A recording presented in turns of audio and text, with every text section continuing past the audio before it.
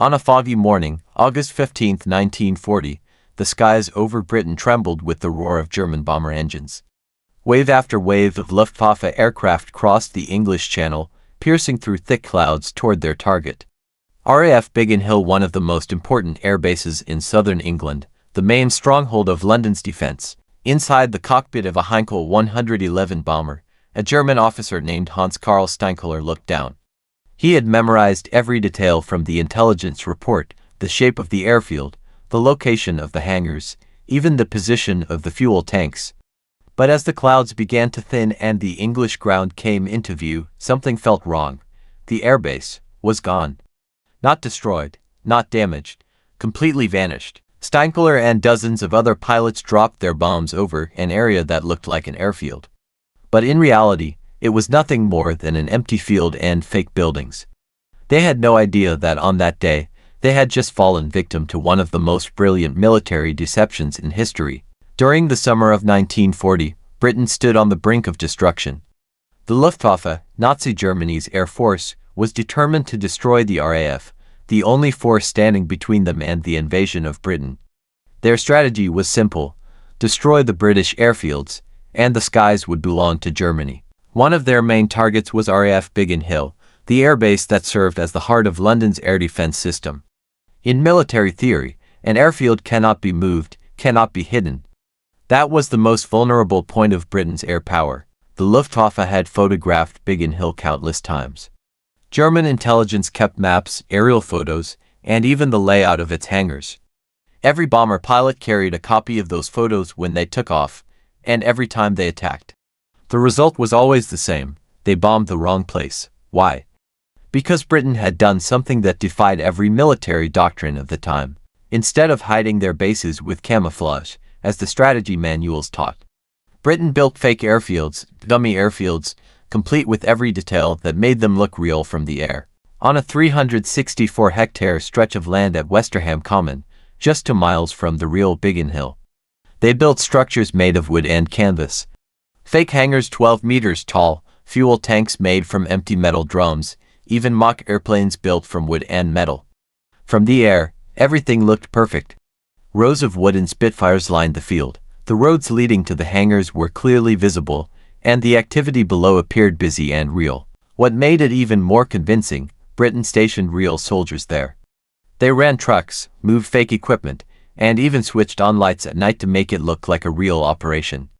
And most importantly, they placed real anti-aircraft guns. When the Luftwaffe came to attack, these soldiers actually fired rounds into the sky. To the German pilots who saw the explosions and tracer fire, it was undeniable proof that they had found the real target.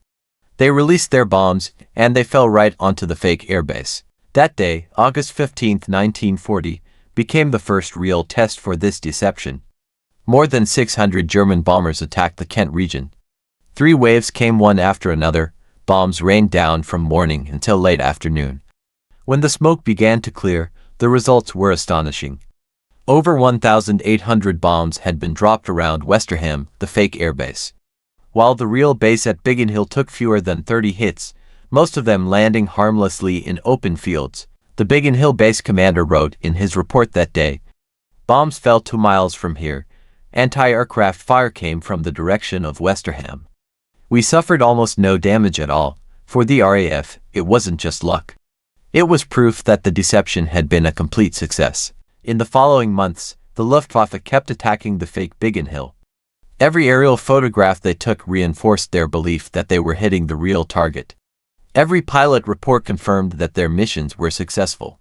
In reality, all they were bombing was a giant wooden stage in the middle of the English countryside.